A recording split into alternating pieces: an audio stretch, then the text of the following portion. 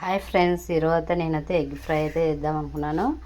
Egg అయితే ఉడిపెట్టి పెట్టుకున్నాను, tomato కోసుకున్నాను, ఉల్లిగడ్డ కోసుకున్నాను. ఇక్కడైతే కళాయి అయితే పెట్టుకున్నాను. తొందరగా అయ్యే ఎగ్ ఫ్రై.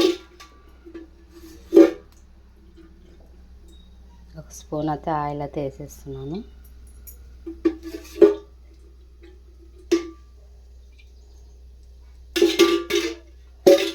మనకి కారం, పసుపు అన్నీ ఎక్కుతుంది.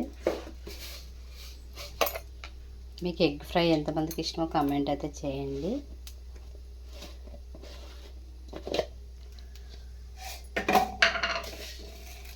కొన్ని జీలకర్ర ఆవాలు వేసుకున్నాను. ఇప్పుడైతే ఉల్లిగడ్డ వేస్తున్నాను.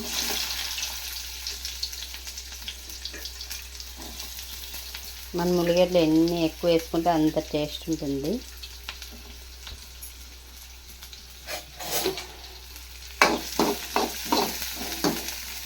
బాగా ఎర్రగా కావాలా.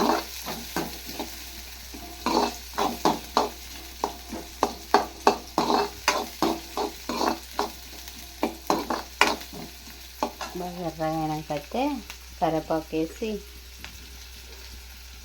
చూడండి, కొంచెం కరివేపాకు అయితే వేస్తున్నాను.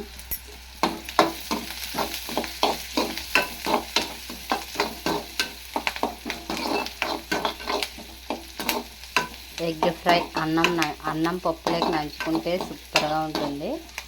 అన్నం ఎగ్ ఫ్రై కూడా చాలా బాగుంటుంది. ఒకసారి ట్రై చేయండి. సింపుల్గా తొందరగా అయ్యి ఎగ్ ఫ్రై. బాగా ఎర్రగా కావాలా. ఉల్లిగడ్డ ఎర్రగా అయితే టేస్ట్ బాగుంటుంది. కొంచెం ఎర్రగా కావాలా. చూడండి, ఉల్లిగడ్డ అయితే ఎర్రగా అయింది. టమోటా వేస్తున్నాను నేను.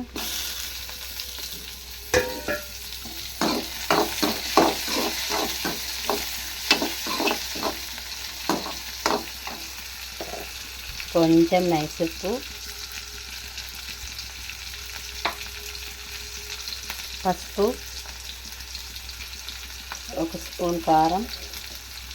ఎగ్స్ ఎక్కువ లేవు కాబట్టి కొంచెమే కారం.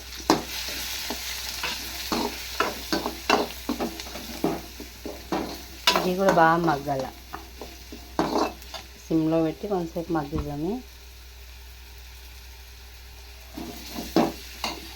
అయితే పెట్టేద్దాం. చూడండి, అంత మగ్గింది, ఎర్రగా అయిపోయింది. టమాటా ఉడికింది. కొంచెం ధనియాల పొడి వేస్తాను. కొంచెం ధనియాల పొడి.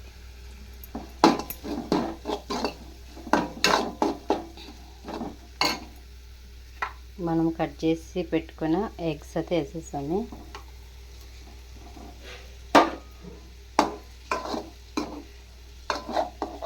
నిదానం కలుపుకోవాలి, అవి పగిలిపోతాయి మధ్యలో ఉండేటివి.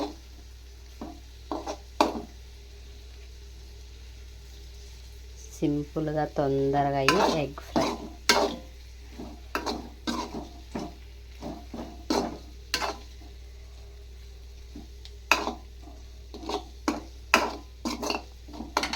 చూడండి, ఎగ్ ఫ్రై అయితే రెడీ అయిపోయింది.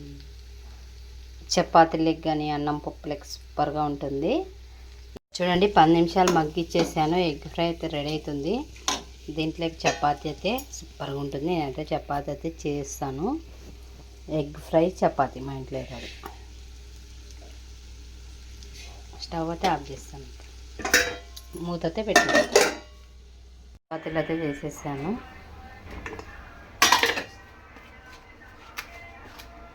చపాతీలు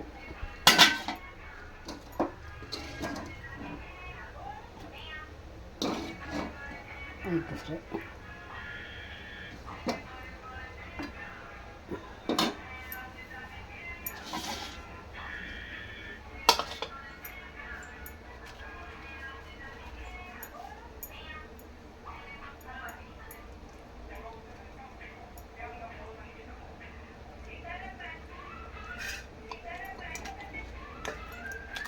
సూపర్గా ఉంది. ఒకసారి ట్రై చేయండి. Egg fry chapati.